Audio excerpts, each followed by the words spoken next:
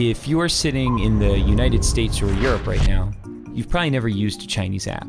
But the reality is, if you want to know how the internet will develop, China, the land once known for its cheap ripoffs, has actually become a guide to the future.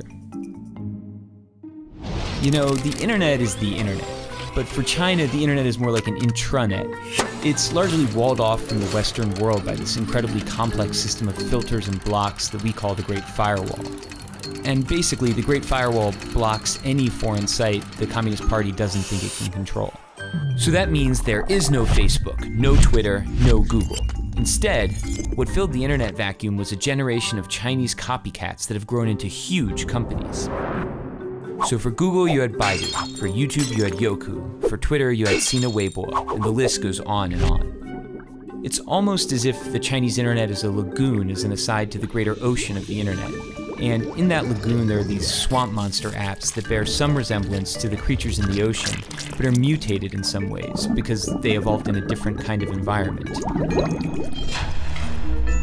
But things have started to shift in the sense that before, no one outside of the lagoon really cared about the swamp monsters. But now all of a sudden, some of the features they've developed are so amazing that Western apps are trying to copy them. And the greatest example of this is WeChat. WeChat is an example of, for lack of a better word, a super app. It's a Swiss Army knife that basically does everything for you. It's your WhatsApp, Facebook, Skype, and Uber. It's your Amazon, Instagram, Venmo, and Tinder. But it's other things we don't even have apps for. There are hospitals that have built out whole appointment booking systems. There are investment services. There are even heat maps that show how crowded a place is, be it your favorite shopping mall or a popular tourist site.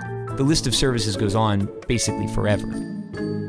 But it's not the variety of things you can do on WeChat that makes it so powerful. It's the fact that they're all in one app.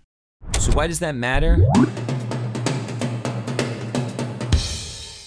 Hypothetically, imagine you're sitting at home and one day you notice your corgi is dirty. You open WeChat, hit a few buttons, and a few hours later a man shows up at your door with some shampoo and a big vacuum. Your dog gets cleaned and he looks great.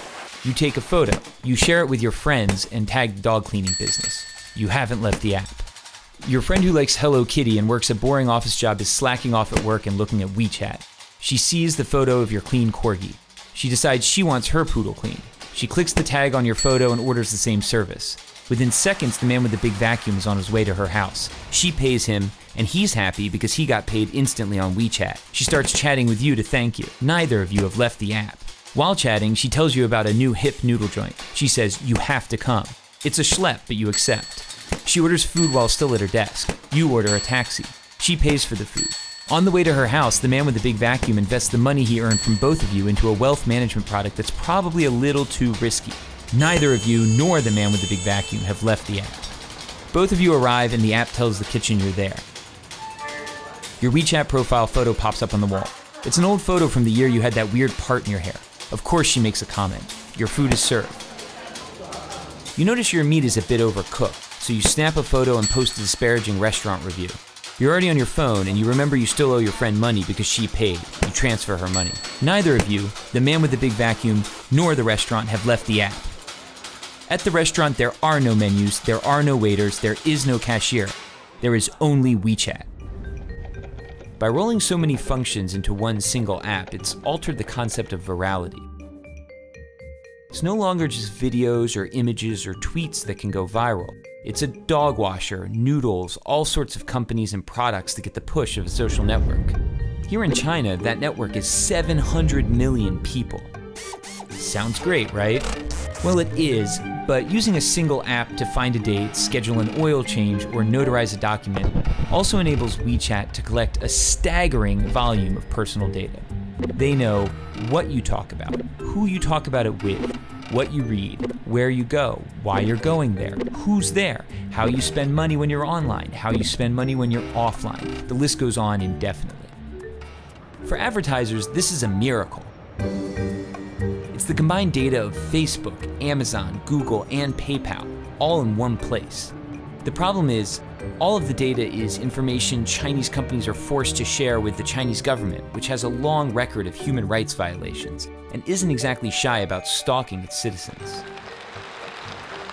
So if you're not in China, why does this matter?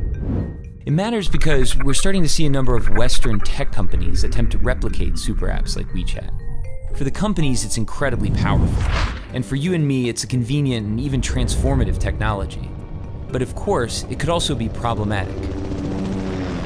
Concentrating so much data in so few hands could lay the groundwork for an Orwellian world where companies and governments can track every single movement you make.